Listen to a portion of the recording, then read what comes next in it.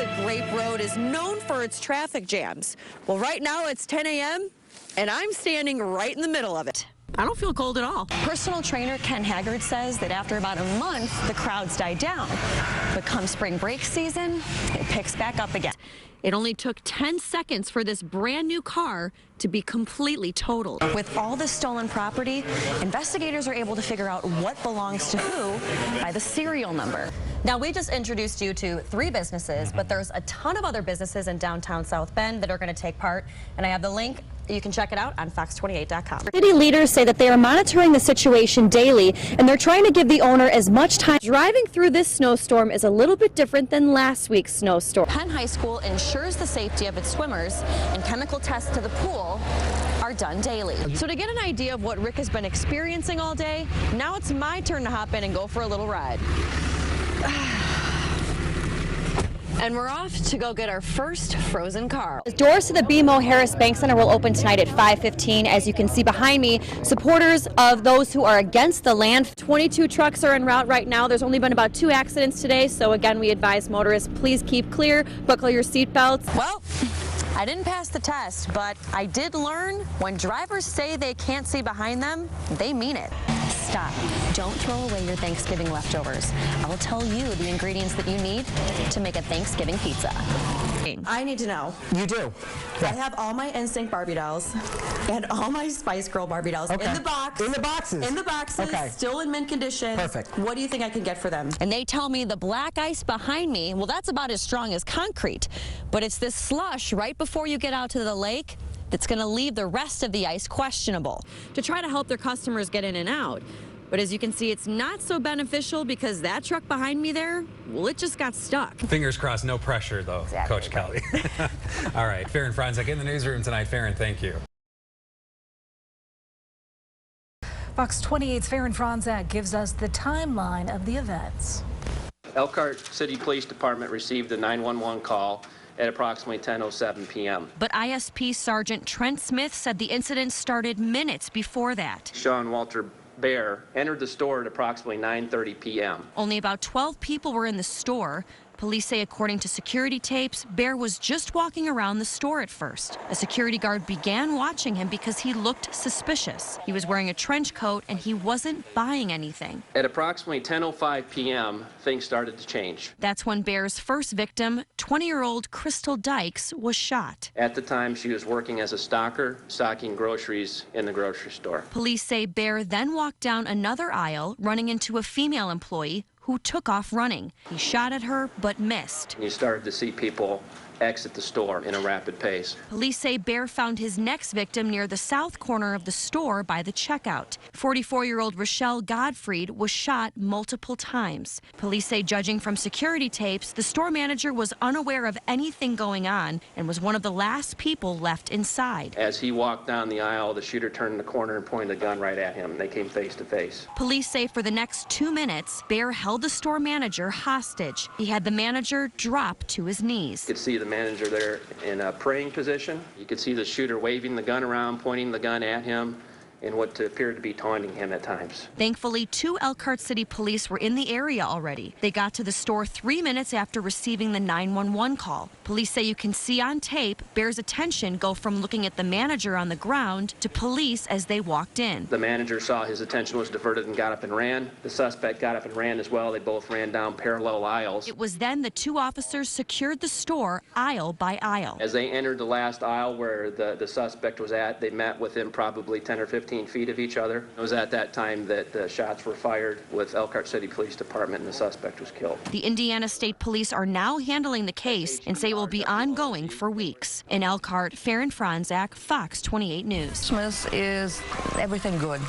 It's just everything good in the world. Janella Derrick Suda remembers growing up in a home where Christmas wasn't that big of a deal. So to make up for it, she's reliving her childhood in every Christmas. It's a lot of work, but when it's all done and you can look at at it, it's worth everything. With a love for miniature things, Janella says her hobby started 30 years ago. Found some little houses and a little train. I thought this would really be neat to put up, and that really started it all. But that Christmas town worked its way up to a village. For maybe 5 houses, and I have like well over 100 now. And then to a city. Probably 600 little people. She's coined it Janella's Christmas Village, complete with the countryside, downtown, carnival, ski resort, casino, and even a 50s replica. So how long does it take Janella to recreate her village every year? If I couldn't do anything but that, it would take me a week, probably a week and a half. This Christmas village is over 30 years in the making, and Janella says she already has an idea for what she's going to add to it next year. And I promise myself faithfully every year that it's not going to get any bigger, but my husband has come up with a way to make it larger, give me more space, so I think I'm going to add a zoo. Janella says nearly 100 people come by every year to see her village, and everyone is welcome to stop in and take a look. There's so much enjoyment from people that come, including mine. So that's worth all the work, it really is. However, there is one person Janella is concerned about visiting her village. I wouldn't want an electrician under my tables. It's a jungle down there, and I have to work my way through to get to the back. In Edwardsburg, Faran Fronczak, Fox 28 News. Right now at 10, Irish fans from all over the country gather at Notre Dame Stadium. I'm Mario Gonzalez, and I'll show you the excitement of fans for the Notre Dame football blue and gold game. Plus, we got to fix this because this isn't Notre Dame. Notre Dame Stadium has a big surprise for next season that won't go unnoticed. And oh my God, we got so sick. I mean, like a stomach virus that I've never had before. Nearly 350 aboard a cruise ship are sick at sea. All that plus your guaranteed forecast. The news starts right now. This is Fox 28 News at 10, when you want it. First on Fox, the Notre Dame football team makes its 2014 debut, and fans made the trip to cheer them on. Good evening, everyone, and thank you for joining us. I'm Faran Fronczak. Amanda Fay has the night off. It may be just a scrimmage, but thousands made their way to Notre Dame Stadium for the blue and gold spring football game. Fans were more than excited to tailgate and watch some Fighting Irish football. Fox 28's Mario Gonzalez was on hand to see what the atmosphere was like leading up to the game. Faran, I met some fans from Ohio, New York, Virginia. Hard to describe to people the passion of Notre Dame in football, and I would encourage people to come out and see it. Those kids were so cute. And Faran, actually, one of the couples I met from New York, they make the trip from New York to Notre Dame 6 times a year. But, you know, they're Irish fans, so I guess we can't say that we're surprised to hear that. 6 times. Well, that, I would say, are a bunch of super fans right there. Well, Adam will cheer. We'll have much more on the game later on in sports in the newscast. Well, this was the last time Notre Dame fans will see the team play on grass, because in the fall, the football field will have artificial turf. The installation of the field turf will start right after graduation in May, and the university is hoping to be done by August 15th. Director of Athletics Jack Swarbrick says for the past 2 years, they've moved graduation ceremonies to the stadium, which has made it difficult for the university to keep up the natural grass field. A lot of fans were coming up to me saying, you know, it's time. We got to fix this because this isn't Notre Dame. And they're right. It's, you know, just the field today, on the 10-yard line, there was a 4-inch crater. That's dangerous. That's bad.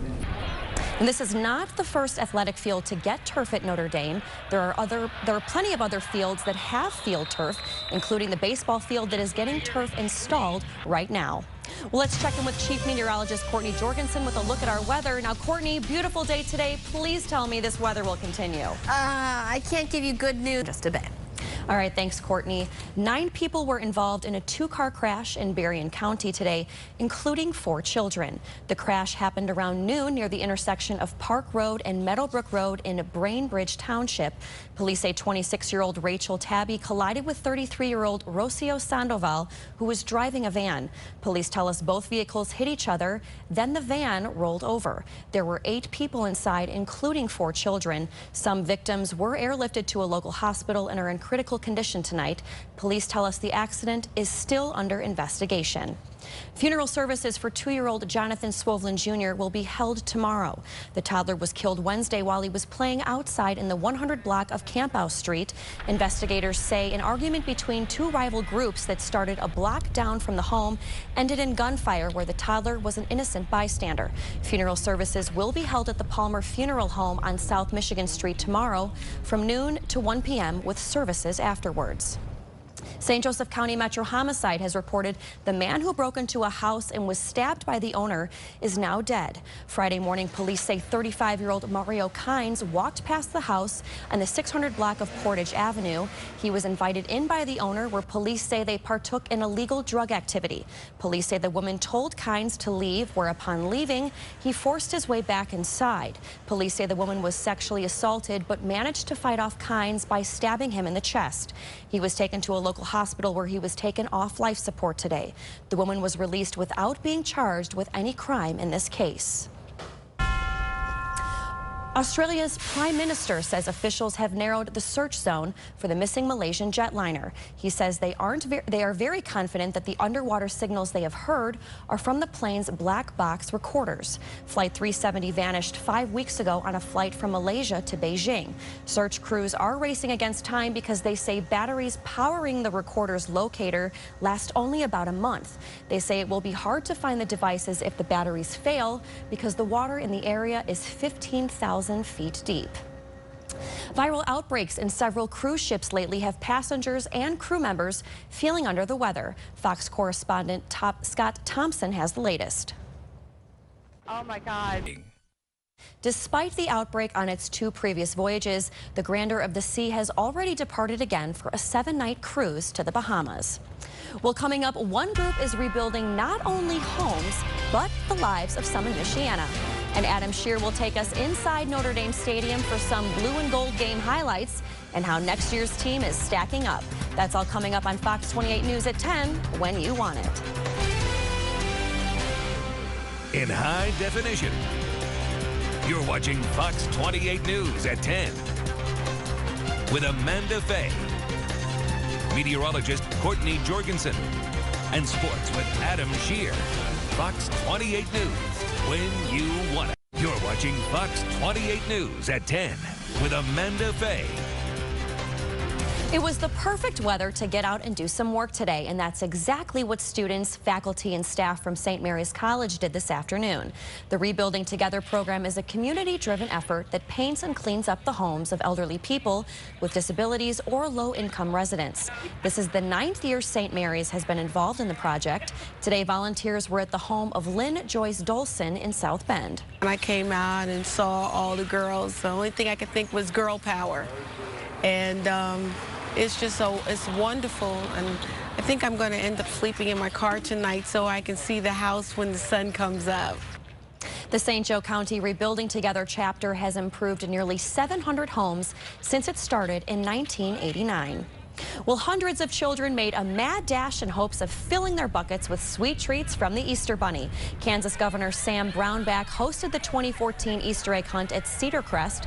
The hunt featured 4 age divisions, and organizers hid candy-filled plastic eggs throughout the lawn in the front of the Cedar Crest home. And now, here's your Fox 28 News 5-degree guarantee. And it was a great day to be outside here in Michiana. And I'm back their way here into Michiana. Courtney, I just packed up all my winter sweaters, and now I have to unpack them all again. I'm sorry. Well, plus she gives me 41 on my birthday on Tuesday and saves the 62 for herself on her birthday I've been Thursday. watching it all week long. And what kind of gift is that? It's my birthday. I'm the meteorologist. I don't know. Well, you had a pretty busy day today. Yeah, it was nice out at the spring game. Lots of NFL players out there, but they weren't the only NFL players in town today. Nathan Palmer, he was back in Elkhart. We'll talk a little bit about what he had going on when we get back. He finished 10th today. I believe that's his highest finish so far this year. And Adam, no words can express how excited we were to see them wave that white flag tonight. Yeah. We've been waiting. We've been waiting quite a while. But it was NASCAR. Everybody loves NASCAR. Yeah, I'm not going to say it was pretty exciting tonight. Thanks so much, Adam. Well, Courtney has another look at your forecast when we come back. Stay with us.